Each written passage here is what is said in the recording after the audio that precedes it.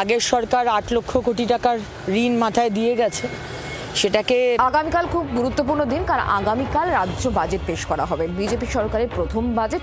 এবার বদলের বাজেট কি পাবে বাংলা? সাধারণ মানুষের কিন্তু অনেক প্রত্যাশা রয়েছে, যেমন ডিএ নিয়ে প্রত্যাশা রয়েছে, সরকারি কর্মচারীদের বড় কোনো ঘোষণা হবে কিনা সেদিকে অবশ্যই আগামীকাল নজর থাকবে। কয়েকদিন আগে নীতি আয়োগের চেয়ারম্যান হয়েছেন অশোক লাহিড়ী, তার সঙ্গে কিন্তু বৈঠক করেছেন মুখ্যমন্ত্রী শুভেন্দু অধিকারী। সমাজের প্রত্যেক অংশের উপকারের জন্য বাজেট হবে, এমনটা আগেই ইঙ্গিত দিয়েছিলেন রাজ্যের মুখ্যমন্ত্রী শুভেন্দু অধিকারী। শুভেন্দু অধিকারী এর আগে ঠিক কি উল্লেখ করেছিলেন প্রত্যাশার বাজেট নিয়ে? শোনাই। আগামী 22 তারিখ আমাদের রাজ্য বাজেট হবে।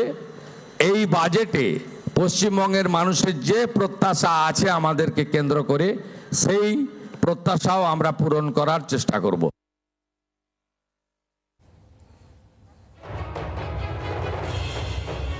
আর আজকে এই বাজেট নিয়ে আগামীকাল যখন বাজেট পেশ হবে তার আগে আজকে রাজ্যের মন্ত্রী অগ্নিমিত্র পাল কি বললেন শোনাই। কালকে একটা আউটলাইন করা হবে।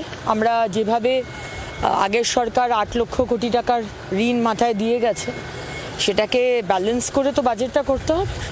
সুতরাং একটা জেনারেল একটা ছবি দেওয়া হবে, তারপর তো ইন্ডিভিজুয়াল ডিপার্টমেন্টের বাজেট হবে। বাংলার আওয়াজ, বাঙালির আবেগ, জি 24 ঘন্টা।